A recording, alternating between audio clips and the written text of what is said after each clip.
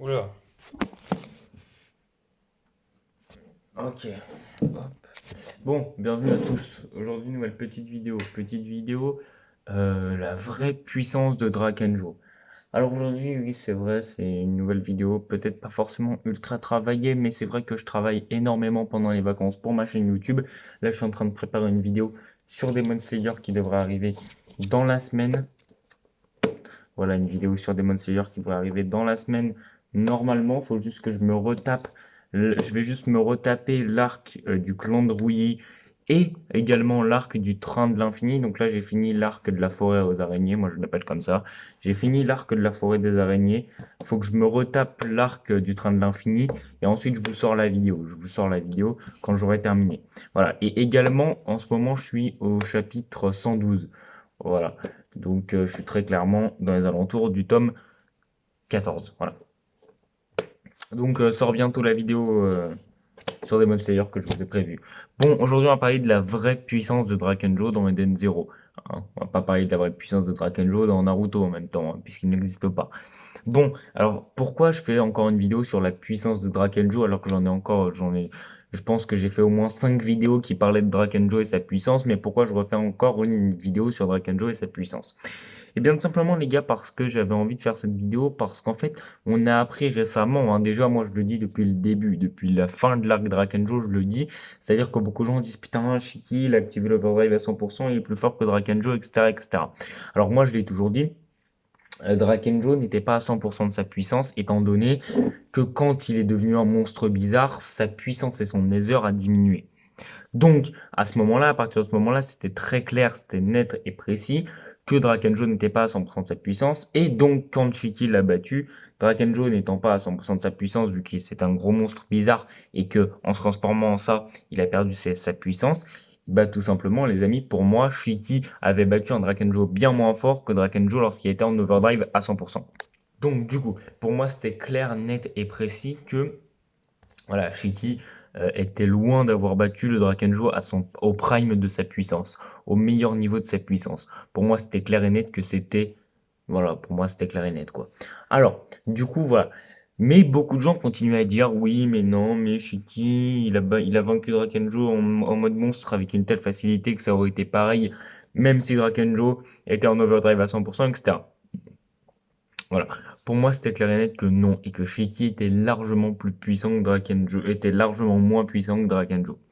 J'ai d'ailleurs fait une démonstration dans je sais plus quelle vidéo où je disais tout simplement que, en fait, l'overdrive c'était quelque chose, c'était un petit peu un multiplicateur de puissance.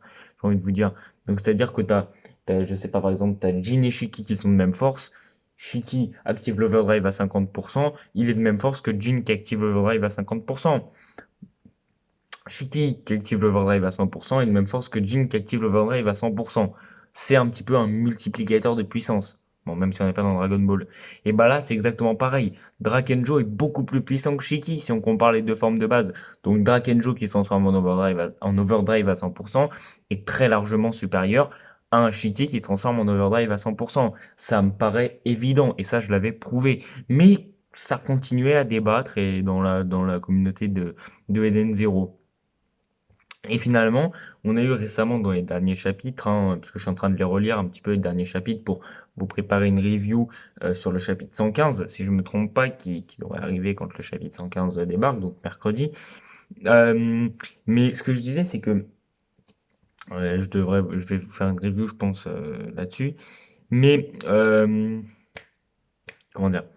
Il y a comme un problème, c'est-à-dire que ça continue à débattre et il n'y a pas longtemps arrive la fameuse information, la sainte information, où on a Laguna qui nous dit très clairement, en fait, que Drakenjo n'a jamais été à 100% de sa puissance, même lorsqu'il était en overdrive à 100%. Laguna le dit très clairement, c'est qu'il dit qu'en fait, en se séparant des quatre éléments que sont Laguna, Jin, Fei et Daichi, en se séparant, en fait, il a partagé en quatre son pouvoir. Donc Drakenjo était loin d'avoir toute sa puissance. Donc qu'on soit clair à partir de maintenant, les gars. Si je fais cette vidéo, c'est pour, voilà, pour qu'on soit clair, net et précis. Drakenjo est l'ennemi le plus puissant qu'on ait jamais eu et surtout le personnage le plus puissant qu'on ait jamais vu au combat. Les gars, Drakenjo, déjà, en overdrive à 100% était plus puissant que Shiki de base, même en overdrive à 100%. Mais là, parce que je l'ai démontré, et même plein d'autres gens l'ont démontré, il n'y a pas que moi, mais c'est juste la logique. À un moment donné, trouver un argument contraire à ça, trouver un argument contraire à ça et on en reparle. Mais surtout, en plus d'être que de la logique, c'est surtout en fait que, bah les gars, c'est bon, on l'a démontré, voilà. Mais en plus de ça, Drakenjo, on le sait, n'était pas à pleine puissance, même lorsqu'il était en overdrive à 100%, puisqu'il s'était séparé des éléments de fort, et ça lui a enlevé de la puissance. Et ça, on vient de l'apprendre il y a quelques chapitres. Donc à un moment donné, c'est bon, le débat est clos. Il n'y a plus d'histoire de je sais pas quoi, oui, mais non, mais gna gna gna gna. Le débat est clos, et j'avais envie de faire cette vidéo pour... Voilà, stop, c'est terminé, c'est bon, le débat il est clos, c'est fini. On n'en parle plus. Voilà. Sur ce, c'est une petite vidéo juste comme ça pour parler un petit peu de Drakenjo et sa puissance et pour voilà, prouver une ultime fois, pour prouver la dernière fois, comme le débat Hashirama vs les autres Hokage, c'est bon, au bout d'un moment, ça a été prouvé 20 milliards de fois, notamment par moi, que Hashirama c'est le plus fort, c'est tout, point barre. Là, je voulais vraiment le prouver une dernière fois. J'ai fait au moins 2 ou 3 vidéos sur la puissance de Drakenjo, etc. C'est bon, à un moment donné, c'est terminé. J'ai plus envie de rabâcher 20 milliards de fois les mêmes arguments. C'est terminé. Ok, c'est fini. C'est bon. Je ferai plus de vidéos sur la puissance de Drakenjo, sauf si on a sauf si on a encore une autre information, je sais pas. Mais s'il n'y a pas de nouvelles informations et tout ça, je ferai plus de vidéos sur la puissance de Drakenjo. Je pense en avoir assez parlé et j'en ai marre. Voilà, c'était juste une vidéo pour conclure, pour qu'on en finisse. Et puis voilà. Sur ce, si la vidéo vous a plu, pouce bleu, abonnement, commentaire, partage. N'oubliez pas que la semaine prochaine, une surprise arrive. La vidéo est en tournage là. La vidéo est en train d'être tournée. Une surprise arrive, les gars.